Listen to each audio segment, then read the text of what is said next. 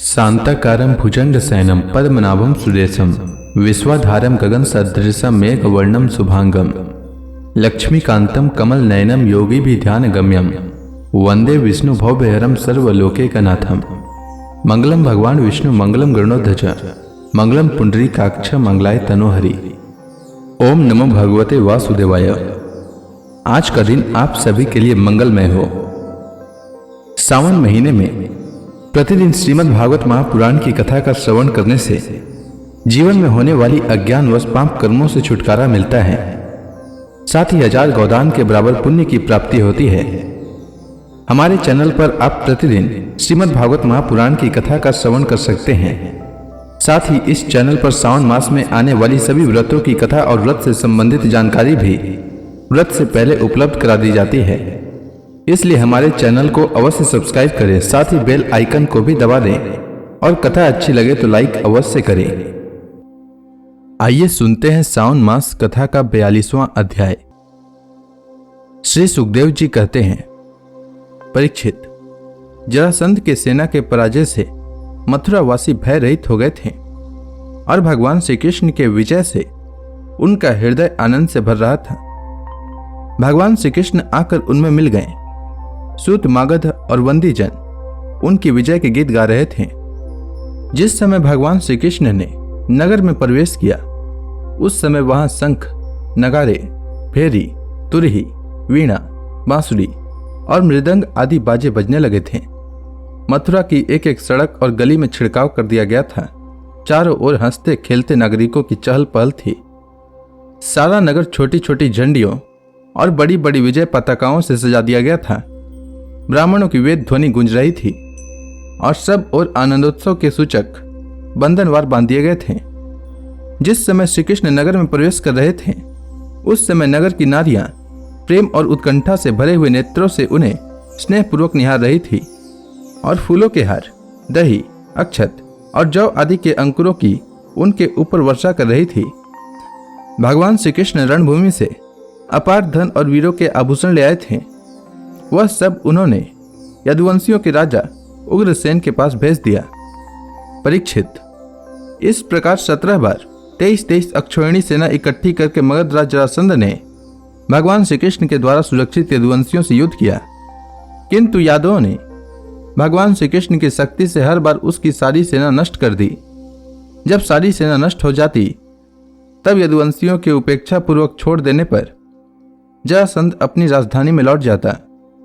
जिस समय 18वां संग्राम छिड़ने ही वाला था, उसी समय नारद जी का भेजा हुआ वीर काल यवन दिखाई पड़ा।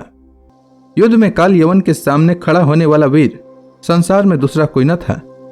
उसने जब यह सुना कि यदुवंशी हमारे ही जैसे बलवान हैं और हमारा सामना कर सकते हैं, तब 3 करोड़ मलेच्छों की सेना लेकर उसने मथुरा को घेर लिया। काल यवन की यह असमय चढ़ाई देखकर भगवान श्री कृष्ण ने बलराम जी के साथ मिलकर विचार किया, अहो, इस समय तो यदुवंशियों पर जरासंध और काल यवन ये दो विपत्तियां एक साथ ही मंडरा रही है। आज इस परम बलशाली यवन ने हमें आकर घेर लिया है और जरासंध भी आज कल या परसों में आ ही जाएगा। यदि हम दोनों भाई इसके साथ लड़ने में लग गए और उसी समय जरासंध भी आ पहुंचा, तो वह हमारे बंधुओं को मार डालेगा या तो कैद करके अपने नगर में ले जाएगा, क्योंकि वह बहुत बलवान है। इसलिए आज हम लोग एक ऐसा दुर्ग, ऐसा किला बनाएंगे जिसमें किसी भी मनुष्य का प्रवेश करना अत्यंत कठिन होगा। अपने स्वजन संबंधियों को उसी किले में पहुंचाकर फिर इस यवन का वध कराएंगे। बलराम जी से इस प्रकार सलाह करके भगवान श्री कृष्ण ने समुद्र के भीतर एक ऐसा दुर्गम नगर बनवाया जिसमें सभी वस्तुएं अद्भुत थी और उस नगर की लंबाई चौड़ाई 48 कोस की थी। उस नगर की एक एक वस्तु में विश्वकर्मा का विज्ञान और शिल्प कला की निपुणता प्रकट होती थी। उसमें वास्तु शास्त्र के अनुसार बड़ी बड़ी सड़कों, चौराहों और गलियों का यथास्थान ठीक ठीक विभाजन किया गया था। वह नगर ऐसे सुंदर सुंदर उद्यानों और विचित्र विचित्र उपवनों से युक्त था, जिसमें देवताओं के वृक्ष और लताएं लहराती रहती थी। सोने के इतने ऊंचे ऊंचे शिखर थे जो आकाश से बातें करते थे। स्फटिक मणि की अटारियां और ऊंचे ऊंचे दरवाजे बड़े ही सुंदर लगते थे। अन्न रखने के लिए चांदी और पीतल के बड़े बड़े कोठे बने हुए थे। वहां के महल सोने के बने हुए थे और उन पर कामदार सोने के कलश सजे हुए थे। उनके शिखर रत्नों के थे तथा गज पन्ने की बनी हुई बहुत भली मालूम होती थी। इसके अतिरिक्त उस नगर में वास्तु देवता के मंदिर और छज्जे भी बहुत सुंदर सुंदर बने हुए थे। उसमें चारों वर्ण के लोग निवास करते थे और सबके बीच में यदुवंशियों के प्रधान उग्रसेन जी, वसुदेव जी, बलराम जी तथा भगवान श्री कृष्ण के महल जगमगा रहे थे। परीक्षित, उस समय देवराज इंद्र ने भगवान श्री कृष्ण के लिए पारिजात वृक्ष और सुधर्मा सभा को भेज दिया।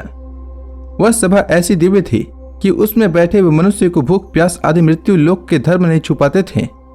वरुण जी ऐसे बहुत से श्वेत घोड़े भेज दिए जिनका एक एक कान श्याम वर्ण का था और जिनकी चाल मन के समान तेज थी। धनपति कुबेर जी ने अपनी 8 निधियां भेज दी और दूसरे लोकपालों ने भी अपनी अपनी विभूतियां भगवान के पास भेज दी। परीक्षित, सभी लोकपालों को भगवान श्री कृष्ण ने ही उनके अधिकार के निर्वाह के लिए शक्तियां और सिद्धियां दी है। जब भगवान श्री कृष्ण पृथ्वी पर अवतीर्ण होकर लीला करने लगे तब सभी सिद्धियां उन्होंने भगवान के चरणों में समर्पित कर दी। भगवान श्री कृष्ण ने अपने समस्त स्वजन संबंधियों को अपनी अचिंत्य महाशक्ति योग माया के द्वारा द्वारका में पहुंचा दिया।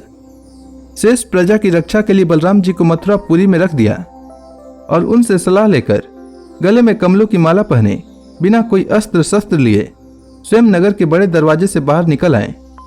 तो इसी के साथ यह अध्याय समाप्त हुआ। इसके आगे की कथा मैं कल के अध्याय में सुनाऊंगा। तब तक के लिए भगवान हरि का नाम लेते रहें। तो प्रेम से बोलिए भगवान विष्णु की जय, श्री कृष्ण भगवान की जय, समस्त देवी देवताओं की जय।